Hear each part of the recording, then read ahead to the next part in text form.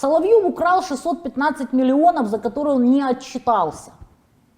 Он их тупо украл, и при этом эта мразь имеет наглость орать, что мы тут воруем эшелонами, при том, что у нас забиты паблики отчетами, куда мы дели деньги.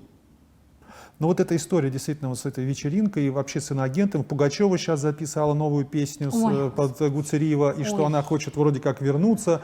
Вот если они все вернутся... Я не удивлюсь. То есть получается, ну вот люди, простые люди, которым вот рассказывали, что вот они иноагенты и плохие против нас. Ничего, и им теперь... расскажут еще раз, и люди ничего не смогут сделать. И никто не скажет ничего, кроме таких отщепенцев, как мы.